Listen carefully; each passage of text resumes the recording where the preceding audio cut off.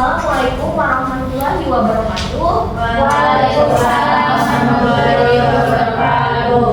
Kami dari kelompok 1 akan mempresentasikan dari pasteurisasi susu. Perkenalkan, saya sendiri Dirja Atrewanda. Saya Dina Maulidia Antariani. Saya Muhammad Eka Barang. Dan saya Setiani. Saya Agam dan saya Mawadillah. Baiklah, yang akan dimulai dengan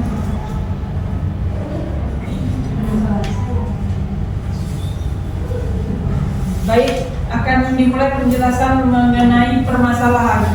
Nah, di sini telah kami jabarkan mengenai permasalahan pada proses pasteurisasi susu. Nah, pada proses ini ada dua masalah utama yang muncul. Yang pertama yaitu suhu kurang dari 72 derajat Celcius. Yang kedua yaitu masalah kebocoran alat. Masalah utama yang pertama yaitu suhu kurang dari 72 derajat, di mana suhu tidak sesuai dengan standar yang biasa dilakukan untuk proses pendinginan atau pasteurisasi. Kemudian waktu pemanasannya yang terlalu singkat sehingga pendinginan tidak sesuai dan tidak optimal. Kemudian pendinginannya tidak optimal seperti yang tadi kan, waktu pemanasannya terlalu singkat sehingga menyebabkan pendinginan yang tidak optimal pada proses pasteurisasi susu. Kemudian masalah kebocoran alat. Di sini masalah kebocoran alat merupakan masalah utama juga pada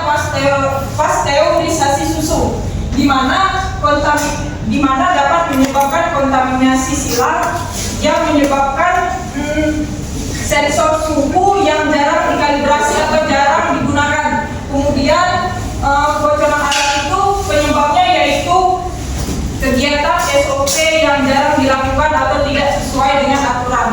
Kemudian untuk penjelasan selanjutnya akan dijelaskan oleh rekan kami. Baiklah, terima kasih.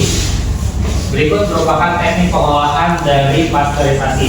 Sebelum itu, pasteurisasi adalah proses pengolahan atau pemanasan susu dengan suhu dan juga waktu tertentu untuk bertujuan membunuh mikroorganisme patogen yang guna untuk mempertahankan kandungan gizi dan juga cita rasa dari susu tersebut. Berikut merupakan teknik pengolahan yang sering digunakan dalam industri pasteurisasi susu. Yaitu yang pertama adalah High Temperature Sort Time atau HTST. Untuk HTST ini merupakan skala teknik pengolahan yang digunakan pada skala menengah pabrik pasteurisasi susu. Nah, untuk HTST ini sendiri digunakan suhu sekitar 72 sampai 75 derajat Celcius dengan waktu 15 sampai 20 detik, yaitu langsung didinginkan setelah dikeluarkan dari suhu tersebut, yaitu didinginkan kurang dari 4 derajat Celcius. Yang kedua, teknik low temperature long time atau LTLT, yaitu untuk LTLT ini sendiri dengan dibutuhkan waktu suhu yaitu 63 derajat Celcius dan juga dengan waktu sekitar 30 menit, yaitu dengan pendinginan yang lebih cepat dibandingkan dengan HTST. Selanjutnya, kunci keberhasilan dari teknik pengolahan ini adalah suhu, waktu, dan juga pendinginan. Kenapa kunci keberhasilan itu ada 3? Dikarenakan untuk suhu, waktu, dan pendinginan itu merupakan kunci yang harus dipenuhi. Dikarenakan bila tidak adanya salah satu termasuk, itu akan menggagalkan proses dari pasteurisasi itu sendiri. Baiklah, itu saja mungkin dari saya, akan dilanjutkan oleh teman saya. Kemudian ada solusi dari pasteurisasi susu. Kegagalan pasteurisasi susu di pabrik skala menengah harus diatasi karena merugikan produsen maupun konsumen. Kegagalan ini berdampak pada citra perusahaan, menurunkan kepercayaan pasar, serta memicu kegiatan ekonomi akibat kemungkinan penarikan produk dari peredaran. Nah, solusi-solusi yang dapat digunakan untuk mengatasi kegagalan pasteurisasi susu di pabrik skala menengah ini ada 6. Yang pertama ada kalibrasi rutin alat dan sensor suhu. Yang kedua, menurut Febrianti et al. 2023, kontrol suhu dan waktu pemanasan juga menjadi solusi kegagalan pasteurisasi susu. Yang ketiga ada pendinginan cepat, yaitu kurang dari 4 derajat Celcius setelah pemanasan pemanasan. Dan yang keempat, perbaikan sanitasi ruang dan peralatan produksi. Yang kelima, penerapan SOP, HACCP, dan BNP. Dan yang terakhir adalah pelatihan operator secara berkala. Selanjutnya akan dijelaskan. Baiklah, di sini ada 5 harapan yang bisa kami ambil. Yang pertama itu produk aman dari bakteri patogen. Kalau proses pasterisasi susunya itu berjalan sesuai standar, maka bakteri juga bakal rendong. Jadi biar bisa lebih aman dikonsumsi. Yang kedua adalah mutu dan kebersihan sesuai standar. Kalau proses pasteurisasi berjalan dengan benar, biasanya susunya itu akan lebih awet atau tahan lama sampai 1-2 minggu. Yang ketiga, meningkatkan kepercayaan konsumen. Kalau susunya dikelola dengan benar, itu juga tidak saya ulangi. Yang ketiga, meningkatkan kepercayaan konsumen. Kalau proses susu pasteurisasi ini berjalan dengan benar, konsumen akan lebih percaya dan bisa dapat membeli produk itu lagi, dan itu bagus untuk meningkatkan produksi dari pabrik. Yang keempat, mengurangi kerugian produksi. Dan yang kelima, menjadikan contoh penerapan keamanan di pabrik skala menengah. Baik, selanjutnya dilanjutkan oleh rekan saya. Selanjutnya itu adalah faktor penyebab kegagalan. Yang pertama itu ada main atau SDM. Di sini biasanya terjadi karena kekurangan operator dan juga lalainya dari SOP. Yang kedua itu ada mesin. Alat terjadi suatu kesalahan dalam kalibrasi dan juga kebocoran. Yang ketiga ada bahan baku, susu sudah terkontaminasi. Yang terakhir itu ada metode yang digunakan dari proses pasteurisasi tidak konsisten. Mungkin itu saja faktor penyebab dari kegagalannya. Mungkin selanjutnya akan dijelaskan oleh rekan saya. Oke, yang selanjutnya adalah manfaat pasteurisasi. Di mana ada 5 manfaat pasteurisasi, yaitu yang pertama memperbaiki mikroorganisme patogen, yang kedua memperpanjang umur simpan susu, yang ketiga menjaga cita rasa dan kandungan gizi tetap baik, yang keempat meningkatkan keamanan pangan bagi konsumen, dan yang kelima mendukung kepercayaan dan daya saing produk susu lokal. Saya berikan ke moderator. Baiklah, jadi di sini kesimpulannya adalah pasteurisasi susu merupakan proses pengolahan dengan pemanasan susu pada suhu yang telah ditentukan selama waktu tertentu untuk mengaktifasi mikroorganisme patogen dan enzim perusak tanpa merusak kualitas nutrisi susu. Baiklah, di sini kami buka sesi tanya jawab. Untuk saudara Reval, kami silakan. Baik, perkenalkan, nama saya Reval Baca Arogin dengan ujungnya 064. Di sini saya bertanya tentang PPT kalian, yaitu menurut Anda, apakah susu pasteurisasi lebih baik daripada susu UHT untuk kesehatan? Nah, jika ada, berikan alasannya juga. Kenapa? Terima kasih. Baiklah, di sini rekan saya akan menjawab. Oke, baiklah, di sini saya ingin menjawab atas pertanyaan yang telah diberikan. Menurut pendapat kami, kenapa pasteurisasi lebih baik dibandingkan dengan susu biasa, contohnya UHT? Dikarenakan untuk pasteurisasi itu merupakan suatu proses teknik pengolahan, yaitu pasteurisasi. Dikarenakan juga pasteurisasi itu lebih baik, yaitu dikarenakan lebih menjaga nutrisi, enzim, dan juga bebas dari terkontaminasi mikroba lainnya dibandingkan dengan suhu UHT.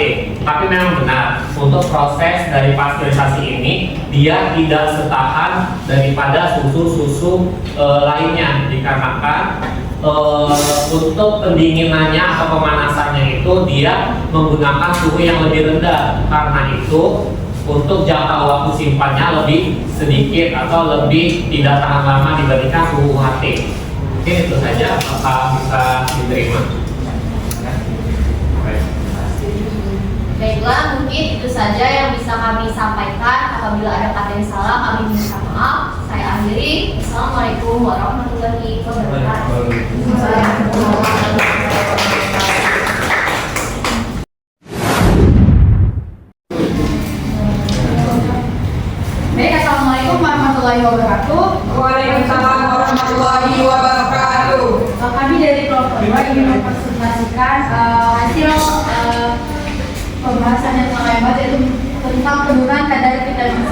jeruk selama penyimpanan. Tapi sebelum itu, izinkan kami memperkenalkan diri terlebih dahulu. Nama saya Setia Brady sebagai moderator. Saya Bimus Tiasno Prabowo. Saya Rizky Sofendra Putri. Saya Rizka Media. Saya Sekali. Baik, langsung saja materinya akan dijelaskan oleh saudara Dimas. Silakan. Jadi masalah yang akan ditemui adalah setelah 10 hari penyimpanan di dalam suhu ruang yaitu antara 25 sampai 30 derajat Celcius, kadar vitamin C dalam jus jeruk turun secara drastis. Produk dianggap tidak lagi memenuhi standar level gizi. Masalah tersebut terjadi karena proses oksidasi spontan, yaitu dengan adanya pengaruh dari udara sekitar di suhu ruang yang akan mengurangi atau bahkan menghilangkan vitamin C yang ada di dalam produk. Dalam kasus ini yaitu jus jeruk. Baiklah, setelah kami analisis penyebab dan masalah tersebut ada 5. Yang pertama, vitamin C sangat mudah mengalami degradasi, terutama karena oksidasi oleh enzim dan oksigen melarut di dalam air. Yang kedua, proses oksidasi dipercepat oleh faktor panas seperti cahaya, keberadaan logam, berat yang dapat mempercepat penurunan kadar vitamin C. Kemudian yang ketiga, adanya penambahan glukosa dapat memperlambat penurunan vitamin C. Dan yang keempat, lama waktu penyimpanan atau konsumsi menyebabkan penurunan kadar vitamin C yang signifikan. Kemudian yang terakhir ada pH jus yang relatif asam. Baik, solusi dan rekomendasi perbaikan yang dapat diberikan pada permasalahan di kasus ini. Yang pertama, menggunakan teknik pengolahan. Menggunakan teknik pengolahan untuk meminimalkan paparan oksigen seperti pengemasan vakum dan juga gas inap. Yang kedua itu, bahan pengawet alami dipertimbangkan terlebih dahulu untuk mempertahankan kadar vitamin C yang ada di dalam produk. Selanjutnya itu optimalisasi suhu penyimpanan. Nah, jus jeruk disimpan di suhu yang rendah sekitar 2 sampai 4 derajat Celcius agar proses degradasinya itu dapat diperlambat. Selanjutnya peningkatan kualitas bahan baku. Nah, buah jeruk yang segar dan juga buah jeruk yang berkualitas tinggi itu diperhatikan terlebih dahulu sebelum dilakukan yang namanya proses pengolahan. Selanjutnya, edukasi konsumen. Untuk solusi edukasi konsumen ini berarti memberikan informasi dan juga edukasi kepada konsumen mengenai cara penyimpanan produk, penyimpanan jeruk agar penyimpanan itu benar, tidak terjadi kesalahan. Nah, yang terakhir itu pengujian rutin. Pada solusi ini itu lakukan pengujian rutin pada kadar vitamin C-nya agar penyimpanan tersebut dapat bertahan lama dan kualitasnya itu tetap terjaga. Selanjutnya ada waktu yang diharapkan pada kasus ini yaitu dengan aspek produksi. Dalam aspek produksi ini berupa jeruk beku hasil juga kita melakukan masih panjang dibanding selalu jeruk segar. Aspek pemasaran yaitu produk itu dilakukan gizi agar konsumen mengetahui zat gizi dalam produk tersebut. Kedua yaitu melakukan promosi melalui Instagram dan penjualan via GoFood dan GoFood. Hal ini merupakan strategi yang paling efektif untuk produk makanan dan minuman. Dan yang terakhir yaitu produk juga dipamerkan dalam acara pameran sebagai sarana agar bisa memperkenalkan langsung kepada masyarakat. Baik, kesimpulan yang didapat yaitu penurunan kadar air pada vitamin C pada jus jeruk itu disebabkan karenanya adanya oksidasi yang faktornya berupa suhu, cahaya, dan juga lama penyimpanan. Lama simpan pada suhu rendah dan pengepasan yang tepat dapat membantu menjaga dan memperpanjang umur masa simpan. Sekian itu saja yang dapat kami sampaikan. Lebih kurangnya kami mohon maaf. Jika ada yang ingin bertanya, kami persilakan. Silakan sini. Baik, terima kasih. Izin bertanya kepada kelompok kedua. Namun terlebih dahulu perkenalkan, nama saya Sini Septiani dengan ujung NIM 68. Menurut pendapat kelompok kedua, apakah solusi berupa frozen juice benar-benar efektif secara industri dan konsumen? Mungkin itu saja pertanyaan dari saya. Baik, terima kasih. Mungkin langsung saja kami jawab. Untuk produk frozen juice itu, kalau dilihat dari sektor industri itu efektif untuk menjaga vitamin C itu tetap ada di dalam jus tersebut, karena pembekuan itu efektif untuk menghentikan pertumbuhan dari enzimatik di dalam jus buah. Tetapi untuk pembekuan jus itu biayanya sedikit lebih mahal daripada pengemasan yang lainnya. Mungkin itu saja yang dapat kami sampaikan. Gimana? Baik, terima kasih penjelasannya. Oke, terima kasih. Terima kasih kami ucapkan kami akhiri. Wassalamualaikum warahmatullahi wabarakatuh.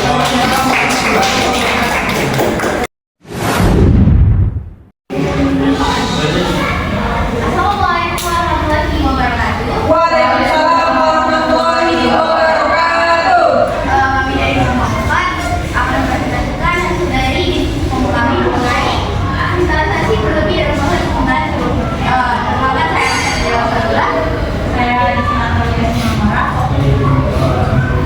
Saya Muhammad Jody Nasila. Saya Muhammad Rifki Firmansyah. Permasalahan yang melatar belakangi penelitian ini adalah kristalisasi gula. Jadi kristalisasi gula itu sering terjadi di berbagai produk olahan makanan seperti sirup, madu, dan olahan buah lainnya dalam proses pengolahan sirup, terutama sirup yang telah mengalami proses pengolahan. Jadi sirup itu bisa terjadi karena adanya proses pengolahan. Nah, ketika disimpan di dalam suhu ruang, uap dari sirup itu lama-lama bakalan menguap, terus partikel dari gula itu akan mengkristalisasi atau konservasi. Jadi terjadilah kristalisasi. Fenomena ini juga terjadi pada sirup kurma. Jadi secara alami akan mengalami kristalisasi juga ketika disimpan di suhu ruang. Selanjutnya ada penyebab masalah yang dimana kristalisasi pada sirup terjadi karena kandungan gulanya sangat tinggi. Saat sirup simpan pada suhu ruang, air di dalam sirup itu bisa sedikit berkurang akibat penguapan, yang dimana sehingga air menjadi semakin pekat. Jika kadar gula sudah terlalu tinggi, sebagian gula tidak bisa lagi larut dan akhirnya keluar dari cairan tersebut, lalu berkumpul dengan membentuk butiran kristal. Proses inilah yang menyebabkan sirup mengeras dan bertekstur keras kasar. Dengan kata lain, kristalisasi ini muncul karena adanya kelebihan gula dan tidak stabil dalam larutan sehingga mudah berubah menjadi kristal yang padat. Selanjutnya akan dijelaskan. Terdapat hasil dalam analisis tersebut, jadi ini menunjukkan bahwa sirup atau biji memiliki entalpi lebih tinggi. Namun sirup dengan biji SV memiliki entalpi yang lebih stabil dan proses kristalisasi lebih cepat selama 14 hari dibandingkan 16 hari. Hasil barang kita menunjukkan bahwa suhu yang rendah 20 derajat Celcius dan 4 derajat Celcius menghasilkan kristal yang lebih halus, lalu dengan biji membentuk lebih banyak kristal. Analisis yang tadi menunjukkan bahwa sirup segar menjadi semol, sedangkan sirup yang dicampur biji menghasilkan kristal mirip glukosa dan fruktosa dengan bentuk polinortik yang berbeda tergantung suhu dan keberadaan biji. Jadi secara umum dengan suhu rendah dan penambahan biji menghasilkan kristal yang lebih halus, lebih banyak serta mempercepat proses kristalisasi. Pembahasan di sini kristalisasi pada sirup kurma adalah fenomena alami yang sering dianggap sebagai kekurangan kualitas karena menyebabkan tekstur kasar dan mempengaruhi penerimaan konsumen. Namun penelitian itu juga menunjukkan bahwa proses kristalisasi dapat dikalikan menghasilkan produk berupa sirup yang memiliki tekstur lentur dan stabil. Secara keseluruhan penelitian ini membuktikan bahwa kombinasi penggunaan suhu lingkaran rendah dan sirup dapat menghasilkan proses kristalisasi. Dengan strategi tersebut dapat dihasilkan set sirup kurma yang memiliki tekstur lebih baik, waktu produksi yang lebih cepat, serta stabilitas yang lebih tinggi. Kemudian ini juga membuka peluang untuk membuatkan berbagai produk kurma dengan nilai tambah yang lebih tinggi bagi konsumen. Baiklah, dari permasalahan yang terjadi dari penelitian ini, kami sudah menemukan beberapa solusi yang bisa diterapkan. Yang pertama itu adalah pengendalian suhu penyimpanan.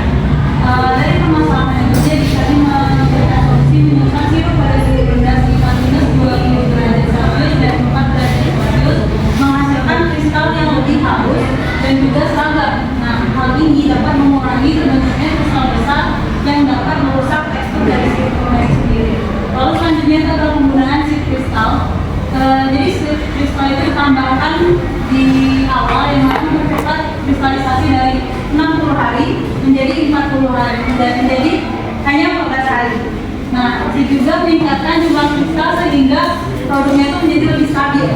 Lalu untuk yang selanjutnya itu adalah kombinasi dari kedua solusi yang sebelumnya, yakni kombinasi suhu rendah dan juga penambahan seed, yang dimana dengan strategi ini merupakan kesimpulan menjadi strategi terbaik karena menggabungkan keduanya untuk menghasilkan set sirup dengan tekstur yang lebih lembut, kristalnya halus dan juga kualitasnya itu lebih baik. Ini juga memberikan nilai tambah industri kurma karena produk bisa lebih tahan lama, juga menarik dan juga dapat diterima oleh konsumen. Baik, kemudian dari kesimpulan masalahnya, pertama bisa saksi berlebihan pada sirup gula jadi karena rentan terada dalam kondisi dingin atau lewat dingin. Yang kedua, keterkasar akibat kristalisasi menunjukkan butuh sensorik produk sehingga tidak layak dikategorikan sebagai suhu premium. Dan yang ketiga, faktor penyebab utama kristalisasi adalah mulai alam tinggi, dingin kembali serta adanya intensitas. Dan yang keempat, penyimpanan dalam jangka waktu lama dengan kecil berkoalisi mempercepat terjadi kristal. Lima, atau mengendali proses tepat sirup juga akan mengalami penurunan kualitas dan daya simpan. Ada caranya untuk mengatasi masa kristalisasi berlebihan, proses sebagai melakukan pengendalian suhu dan konsentrasi selama proses pengentalan, menambahkan bahan penghambat kristalisasi seperti glukosa atau infant sugar, serta memastikan suhu disimpan pada wadah dekat udara dengan suhu yang stabil. Baiklah, sekian penjelasan yang bisa kami sampaikan. Jika ada yang ingin bertanya, silakan. Baiklah, sebelumnya perkenalkan nama saya Sastra Putri. Di sini saya ingin bertanya, menurut kelompok kalian, mengapa sirup itu bisa mengalami kristalisasi saat disimpan?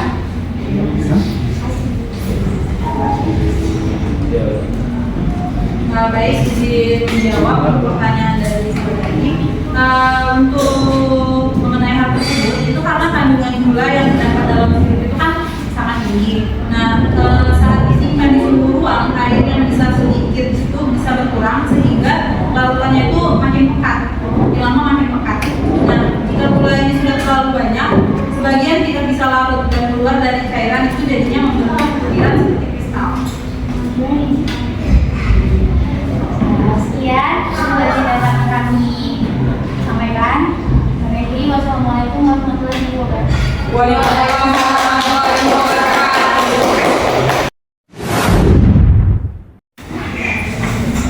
Assalamualaikum warahmatullahi wabarakatuh.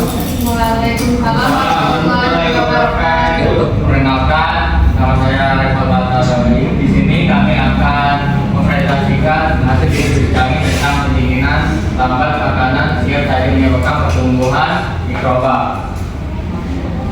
Di sini perkenalkan, saya Rekal Batadami. Saya benar dulu. Saya saksikan sama Saya Raja Limang itu. Di sini kami pada membahas produk makanan saji siap khusus. Nah, khususnya pada nasi lauk yang rentan mengalami terkontaminasi oleh mikroba karena proses pendinginan yang tidak tepat. Setelah pemasakan, panas yang tertahan dalam makanan membuat suhu turun perlahan sehingga memberi peluang terhadap mikroba itu akan berproses. Untuk mikrobanya itu sendiri yaitu spora Bacillus cereus untuk tumbuh. Kasus ini kerap ditemukan pada makanan yang diproduksi massal, menjadikan isu penting dalam menjaga keamanan pangan serta menjaga para konsumen.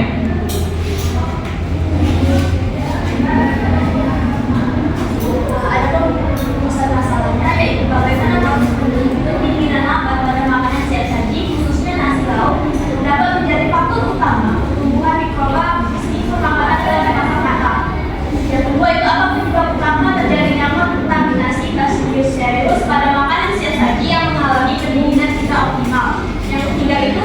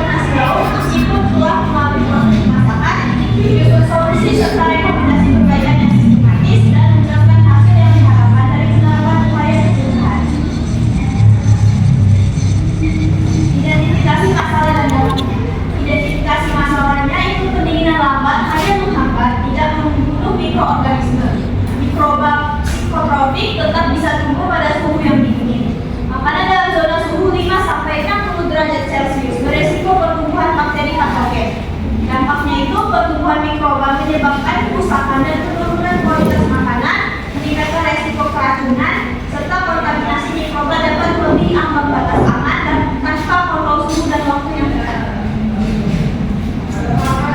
Yaitu ada juga masalah.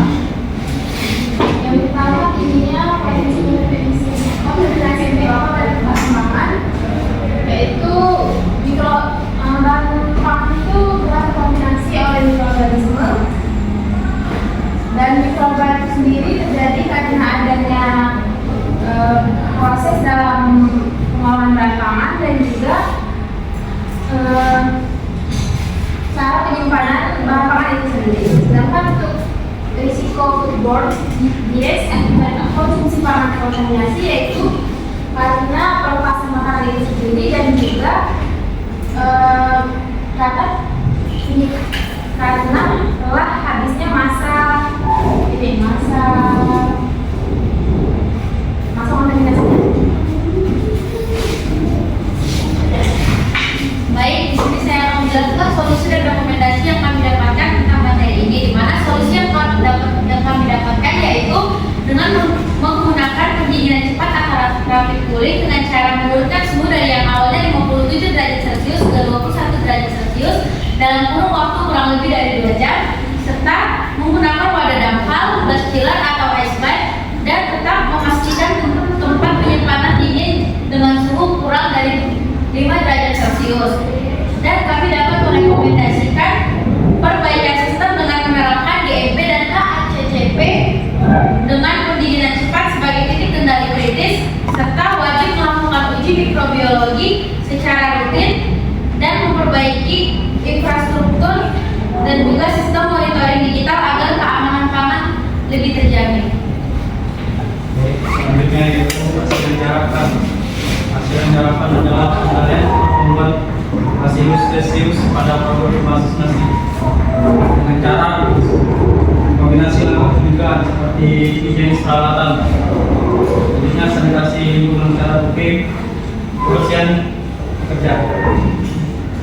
Selanjutnya solusi yang diharapkan adalah pertemuan spora dan produksi toksin bagi serius pada produk masih dapat ditekan, dan hasil akhirnya adalah makanan siap saji jadi lebih aman dikonsumsi.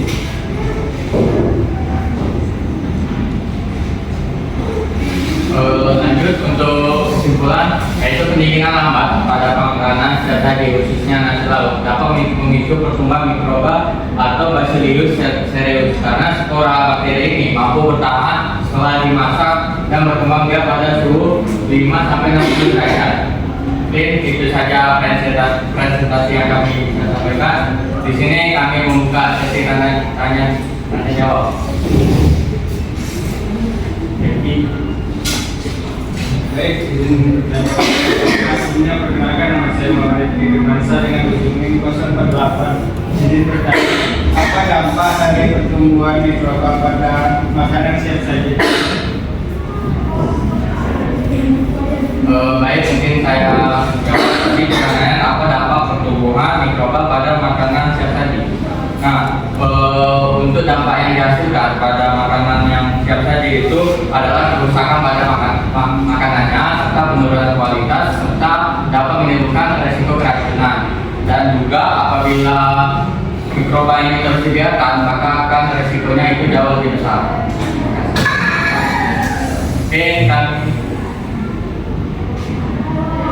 Oke, kami tutup sesi presentasi kami. Wassalamualaikum warahmatullahi wabarakatuh.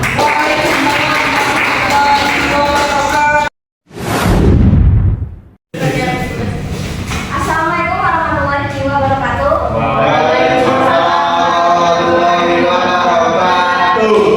Kami dari kelompok 3 akan memaparkan tekstur daging membul setelah pembekuan. Saya Fortuna Priliani dan sebelah saya Dia Zahro, Saya Muhammad Fikri. Saya Bulan Kandi. saya Nabila Rahara. Baik, langsung saja. Jadi, pada masalahnya itu adalah daging pembekuan. Jadi, daging merupakan salah satu bahan pangan yang memiliki zat berupa protein dengan susunan asam amino. Nah, di sini untuk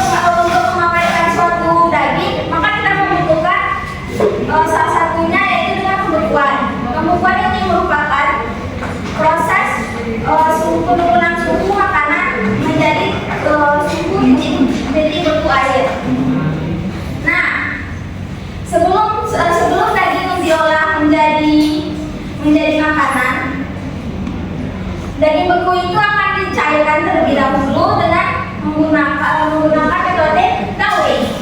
Tawing akan mengembalikan bentuk dari daging menjadi segar.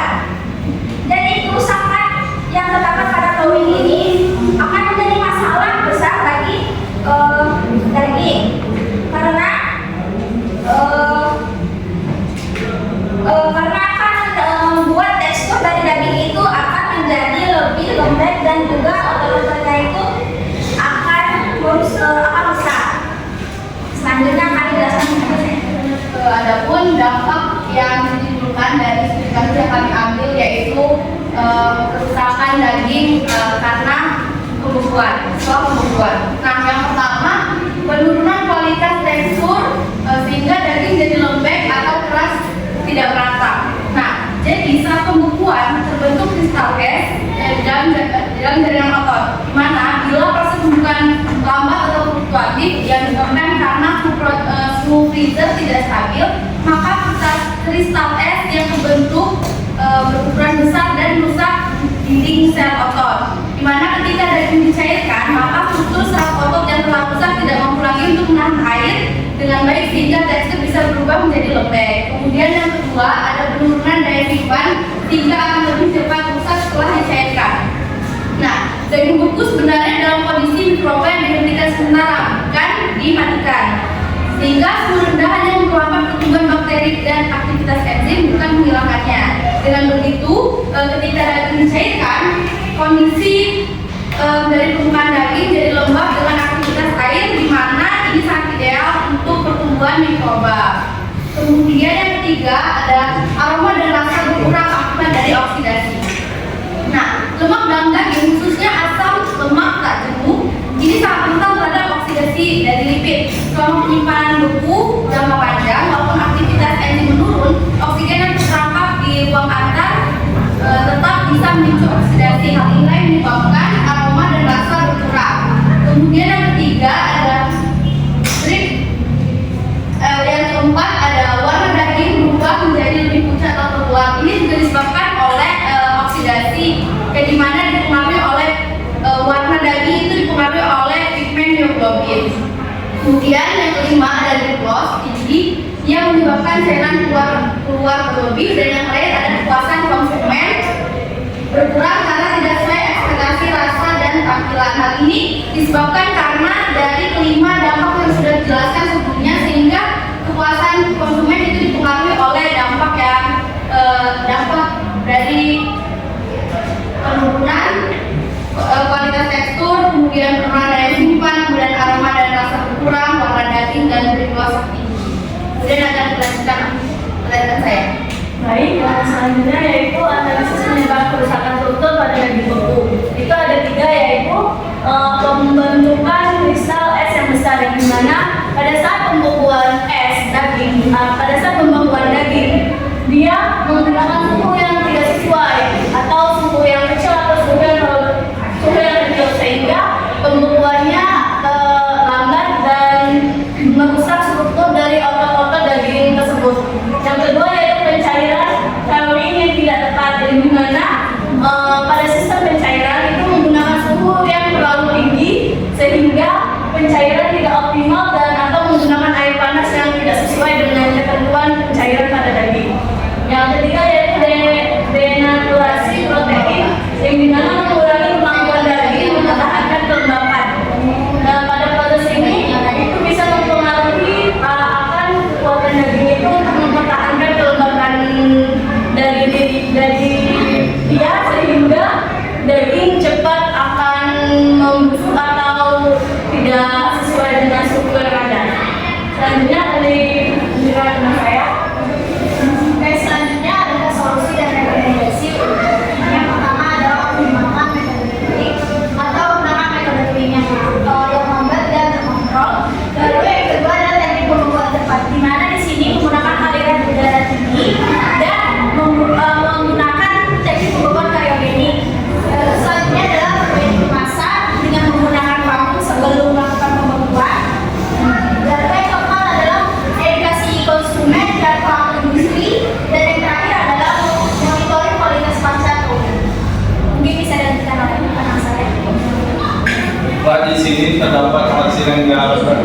Pertama ada peningkatan kualitas tekstur daging.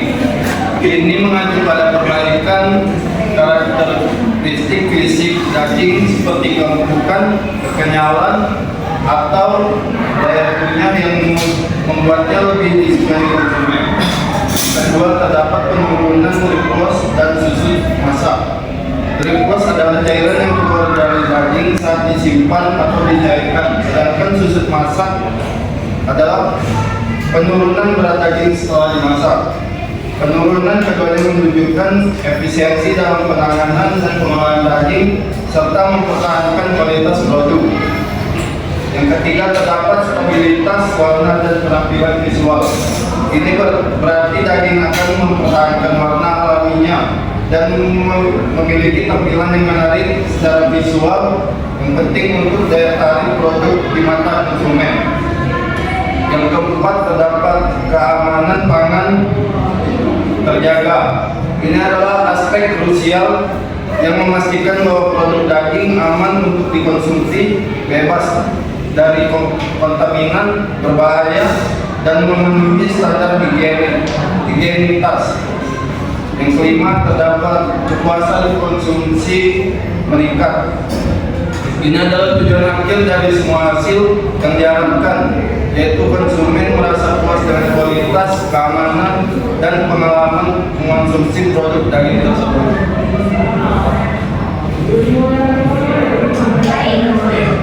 Kesimpulan, metode drawing sangat mempengaruhi kualitas fisik dan sensorik daging sapi beku. Yang kedua, kami menggunakan refrigerator atau suhu rendah dan lambat. Yang ketiga, kerusakan tekstur daging setelah membuat dapat disebabkan oleh pembentukan kristal es yang besar. Dan yang terakhir itu, penempatan metode drawing yang tepat dapat meningkatkan mutu produk, kepuasan konsumen, dan efisiensi produk. Baik, apakah ada yang ingin ditanyakan?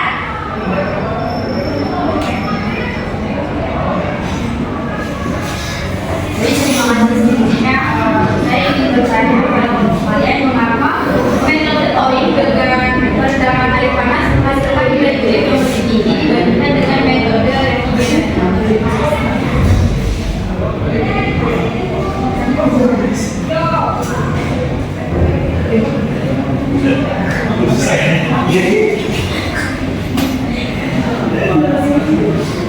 Nah, jadi itu kerusakan pada daging beku itu disebabkan karena suhunya terlalu tinggi. Jadi ibaratkan dagingnya itu masih beku, tiba-tiba langsung disiram sama air panas, bukan lagi hangat. Nah itu otomatis jaringan-jaringan sel yang sebelumnya memang sudah rusak karena pembukuan, kemudian langsung dilakukan metode drawing cairan dengan air panas dengan suhu yang sangat tinggi itu yang dapat menyebabkan kerusakan pada daging tersebut. Jadi memang sebelumnya sudah rusak terus ditambah dengan metode drawing menggunakan air panas. Mungkin bisa ditampilkan apa lainnya?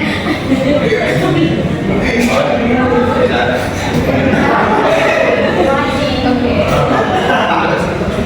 Baik, terima kasih. Sekian dari kelompok kami. Jika ada kata yang salah mohon dimaafkan.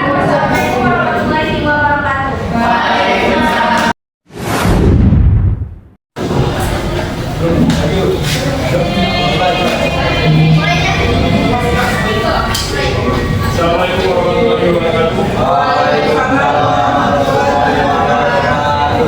Selamat siang semua. Terima kasih atas kesempatan yang telah diberikan.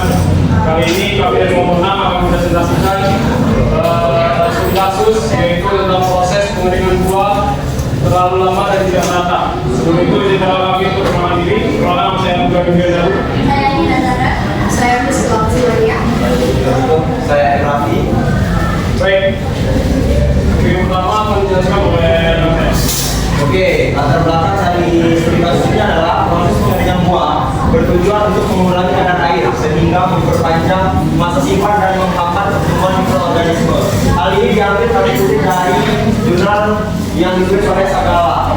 Proses pengeringan buah yang berlangsung lebih lama dari yang dirancang, misalnya 24 sampai 30 jam, dibandingkan dengan waktu yang dirancang 14 jam, akan membuat irisan buah mengalami pengeringan yang tidak merata.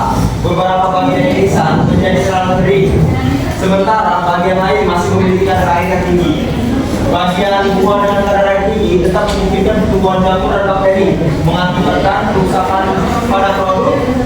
Aktivitas air yang tidak seragam ini tidak bisa dihindari tanpa dikontrol waktu dan suhu pengeringan yang keras. Dan pengeringan yang terlalu lama dapat menyebabkan reaksi minor yang berlebihan, mengakibatkan perubahan warna menjadi coklat gelap dan tekstur yang tidak sesuai.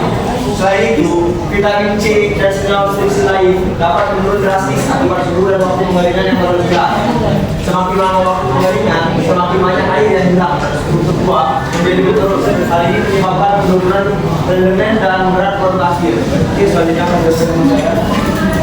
Selanjutnya itu ada pengaruh suhu dan waktu pengeringan terhadap karakteristik fisika kimia buah naga merah. Yang pertama ada identifikasi masalah dan dampak, di mana di sini proses pengeringan irisan buah ini memakan waktu yang cukup lama, sekitar 24 sampai 30 jam. Padahal sudah dirancang alatnya itu hanya bisa 14 jam, sehingga menyebabkan produk akhirnya memiliki kadar air yang tidak seragam. Hal ini juga menyebabkan 3 dampak. Yang pertama itu ada beberapa irisan buah masih memiliki kadar air yang tinggi dan aktivitas air awalnya tinggi dan mendukung pertumbuhan jamur dan mikroorganisme pembusuk. Yang kedua ada produk kering menjadi mudah rusak, kualitasnya juga menurun, dan terjadi perubahan warna yang tidak diinginkan, yaitu coklat-coklatan akibat reaksi dari melat yang berlebihan. Dan yang terakhir ada tekstur yang tidak seragam, rendemennya berkurang dan resiko penurunan daya simpan yang meningkat. Mungkin itu saja yang dapat saya jelaskan, akan dicontohkan oleh teman saya. Lalu adalah relasi semoga pertama regulasi pengeringan dan beberapa mengungkapkan beberapa irisan sedang terdapat beberapa yang lain berdiri sempurna. Lalu yang kedua pengaduan suhu dan beberapa optimal juga distribusi panas dan pengeringan yang serta pada pengirisan. Sehingga ada perubahan irisan dan beberapa yang dapat memperlambat pengeringan bagian irisan.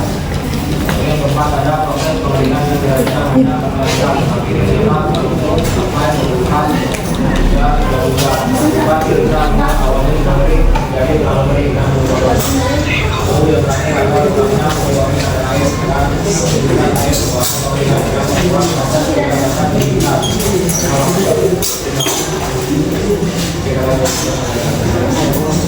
Selanjutnya itu adalah solusi dan rekomendasi perbaikan. Yang pertama itu adalah optimasi waktu dan suhu, yaitu dengan suhu 60 derajat Celcius selama 20 jam. Yang kedua, pengaturan dan pemantauan aliran udara untuk memastikan distribusi panas secara merata. Yang ketiga, standarisasi ketebalan irisan agar irisan buah memiliki ketebalan yang seragam. Yang keempat, penggunaan sensor kadar air secara real time. Yang kelima, yaitu peningkatan sistem pengeringan seperti menggunakan oven dengan ventilasi yang baik ataupun pengeringan bertingkat agar udara panas dapat menyebar secara merata. Dan yang terakhir adalah pelatihan operator agar memahami pentingnya proses pengeringan dan hasil yang diinginkan tercapai. Baik, berikutnya hasil yang disarankan.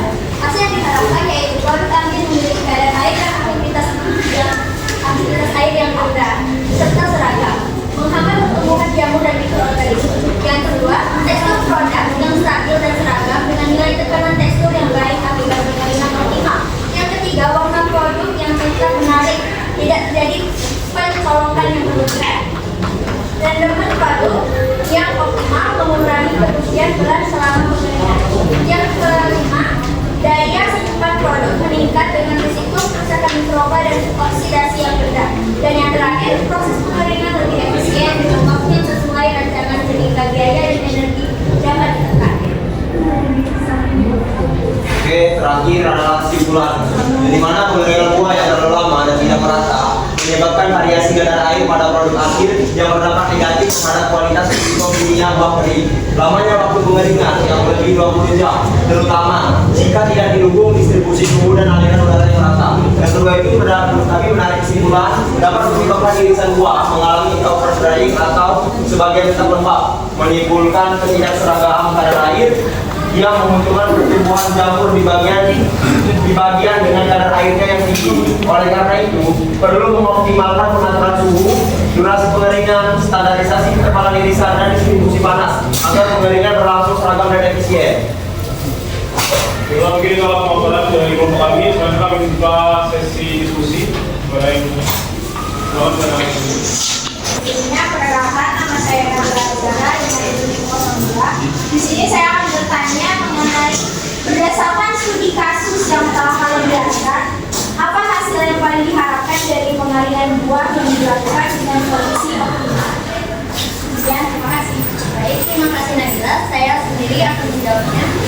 Hasil yang paling kami harapkan yaitu tekstur produk yang stabil dan seragam agar memiliki produk yang lebih baik dengan kualitasnya yang seragam. Dan yang kedua, warna produknya tetap menarik. Dan juga yang terakhir, daya iklan produk yang meningkat. Baik, mungkin itu saja presentasi dari kelompok kami. Kurang lebihnya mohon dimaafkan. Kami akhiri. Assalamualaikum warahmatullahi wabarakatuh.